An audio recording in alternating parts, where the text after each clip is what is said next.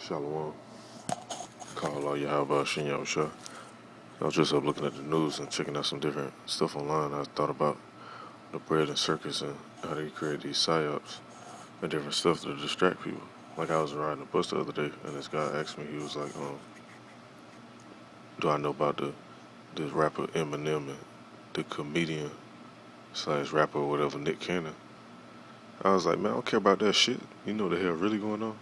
Well, he still proceeded to continue on about this shit, trying to let me hear some damn rap battle song and all this shit, but that shit ain't important, man. This the same stuff they was doing back in ancient Rome, creating little skirmishes and having celebrities go at each other and doing all type of different stuff, whether it be sports, um, stuff in the media, different conflicts, and so on and so on.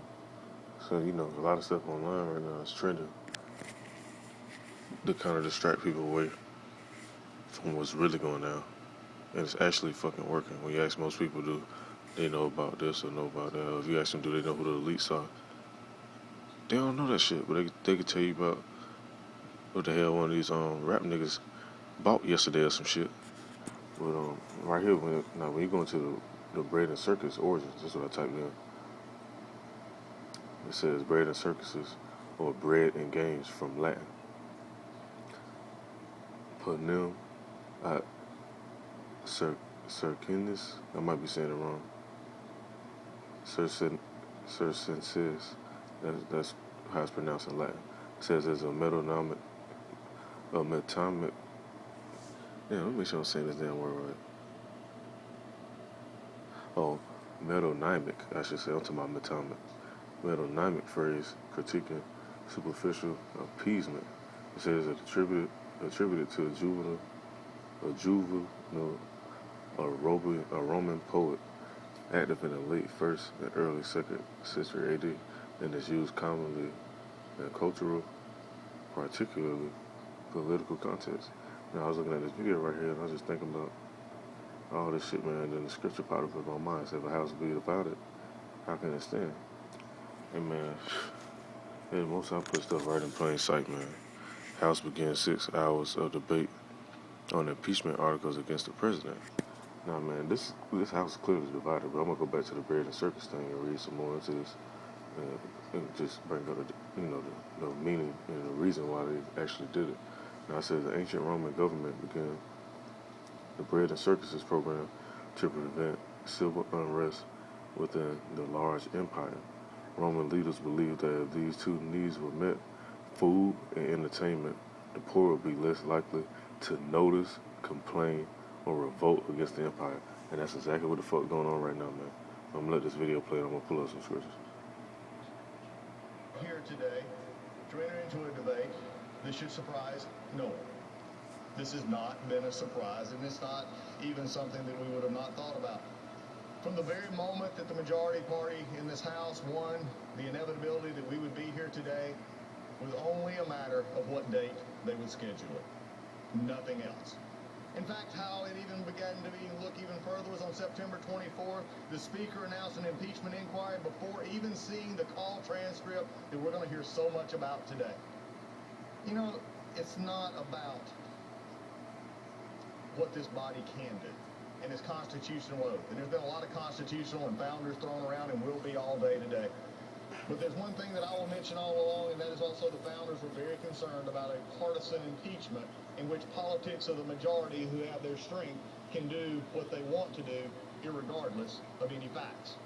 In fact, I've said it before and I will say it again. I do not believe, no matter what was said today and even what has been said, this is not a solemn occasion. When you go looking for something for 3 years, and especially this year since January, you ought to be excited when you found it, but they can't. Because I know what is now happening. It took me last night, but I was thinking about it. Why do we keep calling this a solemn occasion when you've been wanting to do this ever since the gentleman was elected? Mr. President came forward and did what he thought fit for the American people, but yet they wanted to impeach him. If it hit me, now I know. The reason they wanted to is now they're realizing what I told them and have been telling them for the last few weeks, that the clock and the calendar are terrible masters. The clock and the calendar are terrible masters. They do not care about anything except getting the time done and the calendar fixed. They do not care about facts. They do not care about time. And one day the clock and the calendar will hang along this body in a very detrimental way. How do I know this? Because one of our members, Mr. Leeds, said on the night she was sworn in, we're going to impeach. Well, you know the rest. In May of 2019, Al Green said, I'm concerned if we don't impeach this president, he will get reelected. That is probably the most prescient thing said by the majority in the last year, is they said we can't beat him if we don't impeach him. There's a reason behind this impeachment. And even Speaker Pelosi said it would be dangerous to leave it to voters to determine whether President Trump stays in office. Really? After we just said the Pledge of Allegiance, we go back to the Speaker's own words and said it would be dangerous to leave it to the voters? I will tell you right now, Madam Speaker, we on the Republican side have no problem taking our case to the majority and to the people of this country because they elected Donald Trump, and it is a matter for the voters, not this House, not in this way, not in the way this is being done. It has trampled everything this House believes in. I said it yesterday, and I believe it to be this true today. I will fight this on process, which has been deplorable, to use a word of the majority. It has been awful. The calendar and the clock make it impressive that we actually do it quickly. We don't care about rules. We don't care about minority hearing days. We don't care about giving the opportunity for witnesses to be called because the chairman gets to determine what is relevant. Wow, that's pretty good. Let the accuser determine what is relevant to the one being accused. The people of America see through this. The people of America understand due process, and they understand when it is being trampled in the people's house. You see, it's also not a matter of process, which we discussed. Becky It's a ain't matter of actual trying to get facts. none I of will that. fight the facts all day long. No, Becky ain't that thing about Because it. what we found here It's today just a was little the inside president joke. did not do as being charged. In fact, they had to go to abuse of power, this amorphous term that you're going to hear many, many arguments about how that abuse of power, except for one thing. The call itself, the two parties say no pressure. Nothing was ever done to get the money. In fact, they didn't even know the money was held. You see, hey, that's Esau for you, man, with this shit they got going on. Now, I'm going to go back to verse 24. It's in the book of Mark, chapter 3, verse 24. It says, if a kingdom is divided against itself, it cannot stand. It says in verse 25, and if a house be divided against itself, that house cannot stand. And that's what you see going on right here. But the main thing really is, I was trying to look for this video while they was playing. There's a video I did a listen on not too long ago. Let's see if I can find it, the actual one. Now, people caught up in this. Damn, where is it at? It might be this one right here because I remember seeing the beginning of it.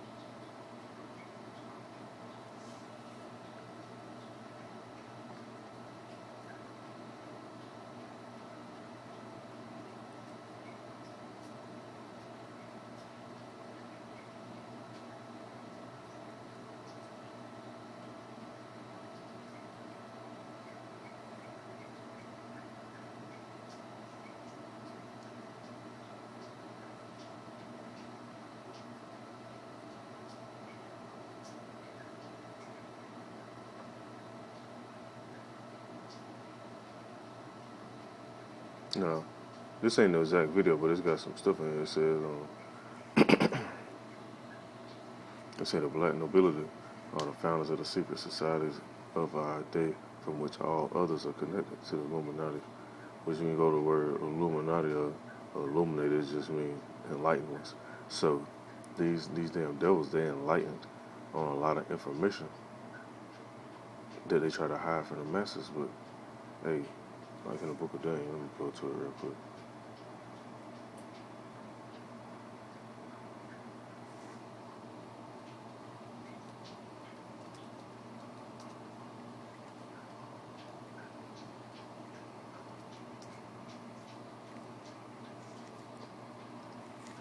You say in these times knowledge shall increase in the end times. It's in the book of Daniel, chapter 12, verse 4. It says, let me scroll all the way down right here. Make sure I'm in the right part. Alright, here you go. It said, but thou, O Daniel, shut up your words and seal the book, even till the time of the end. Many shall run to and fro, and knowledge shall be increased. That's why, hey, all this knowledge and this information is out now. And we read on some more. It says, let me see where I want to go at with it.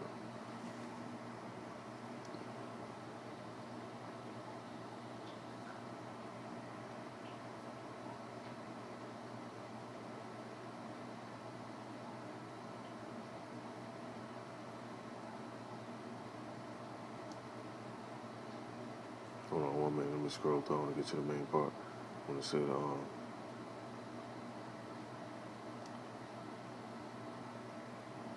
when it's talking about the wise being able to understand and the wicked not being able to understand. That's what I want to go into. A lot of people, they don't get this, man.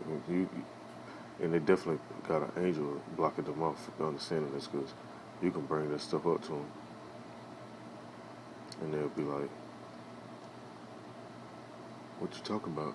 Like, you ask somebody, get a chance, ask somebody, do they know the black nobility, or ask them, do they know who the Rockefeller family is, or the Onassis family, or the Morgan family, or the Bundy family, the Rothschilds, the Kennedy, the Lee family, all these different little families, the Oppenheimers, Gettysburgs, the DuPonts.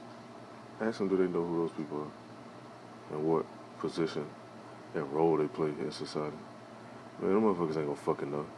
They're gonna, more than likely, they're gonna laugh and be like, oh, you've been watching conspiracy videos or whatever little shit they're gonna say. Now, it's in the book of Daniel, chapter 12, verse 10, it says, many shall be purified and made white and tried, but the wicked shall do wickedly, and none of the wicked shall understand, but the wise shall understand. So, if you don't understand, man, I definitely want you to understand this. Now, but I want to go back into this other video, though. It was one point the guy made in the video, and you can look this up too, man. Go just type in black nobility, and it's gonna pull up these different videos and different lessons. I'm surprised they ain't take this off YouTube yet, but it's on here.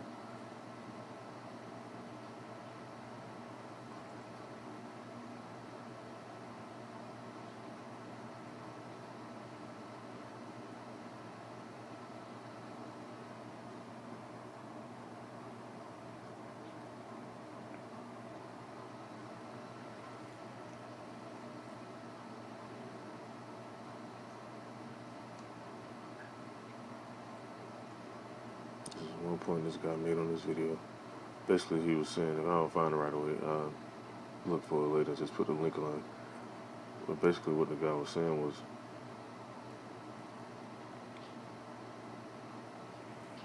how these people, they fund these politicians and shit. So all this shit is rigged up, man. Fucking these motherfuckers talking about voting and doing all this other different stuff.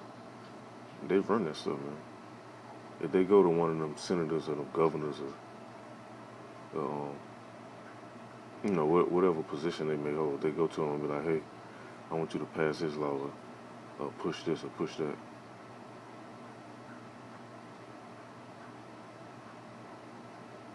me see, is this the video?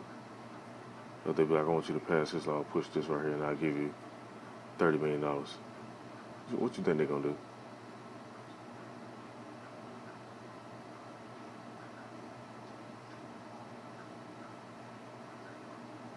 This might be the video right here with that aristocracy.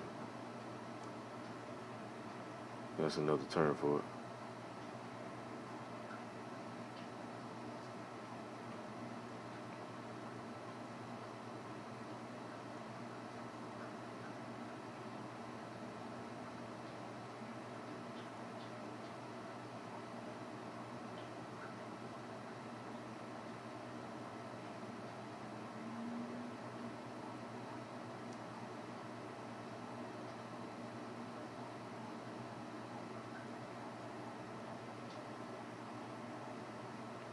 No, this ain't the one. It's one of these videos, man. I remember I did a lesson on it. Or you could go back to one of the old lessons that I did on it and just scroll back through the history of it. You can see exactly what I'm talking about. I'm just trying to find it real quick, though, since I'm up, because it's early in the morning while I'm doing this.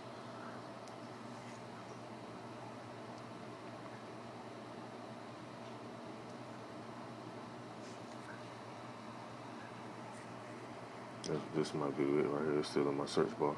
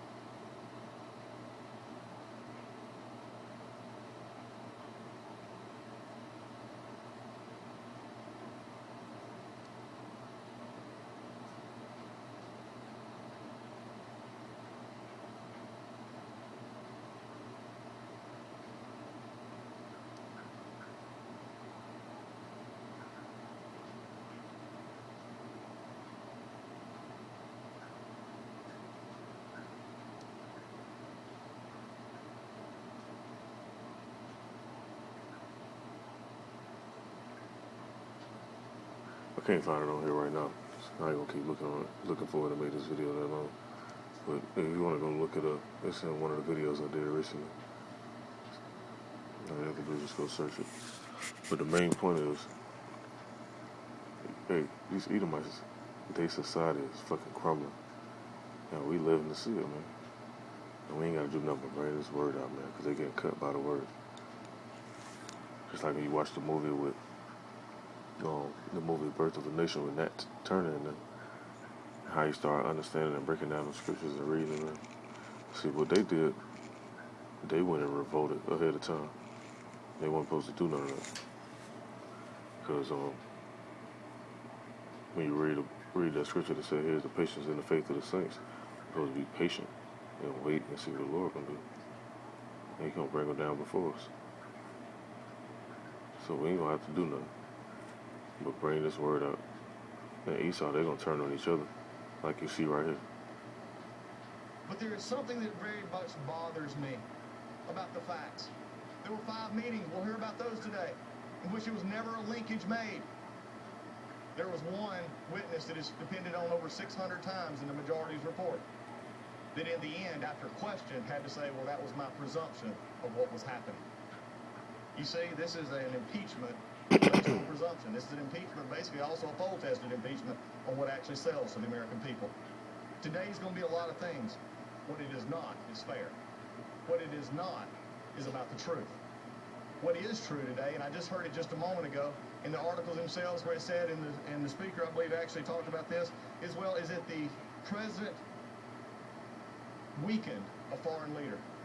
You know what the truth of the matter is? That's been the most interesting and deplorable thing that I've heard over the last few weeks is the actual attack by the majority on President Zelensky. Because they realize their whole crux of their case is that if he was not pressured, their house of cards falls. And by the way, it's already failed. Hey, you can't make this shit up, man. The scriptures talk about that, man. It says, in Mark chapter 3, verse 26, it says, and if Satan is divided and rises against himself, he cannot stand. His end has come. And that's what you're seeing right now.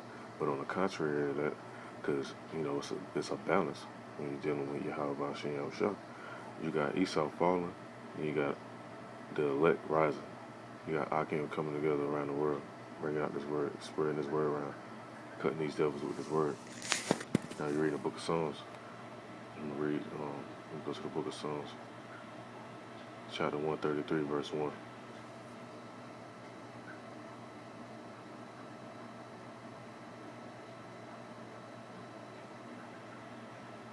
It says, Song of Decrees of David. Behold, how good and how pleasant it is for brethren to dwell together in unity.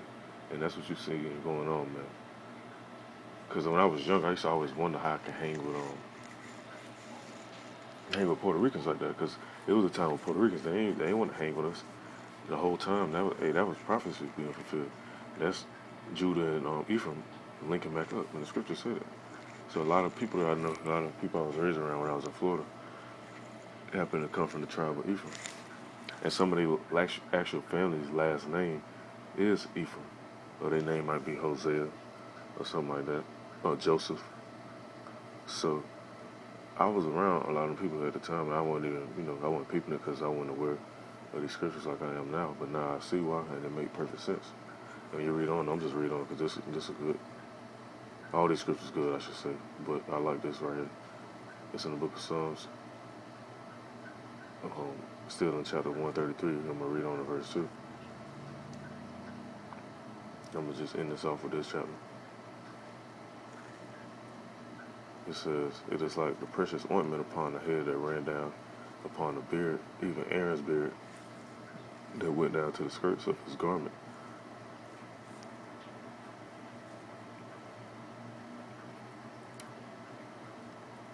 It says, as the dew of Hermon, and as the dew that descended upon the mountains of Zion, for the Lord Yahweh commanded the blessing, even life forevermore.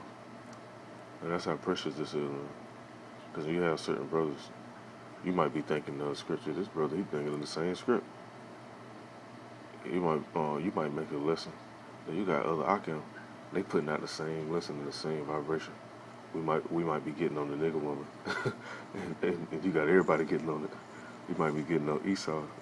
Lately, everybody been exposing who Esau is and who the Edomites are and their characteristics.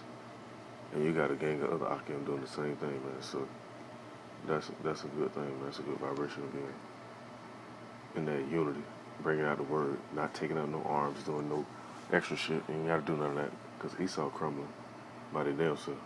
So Lord's willing, this is edifying. Call Lord Yahweh Shem Yahweh and shalom to the left. Stay patient, Akim.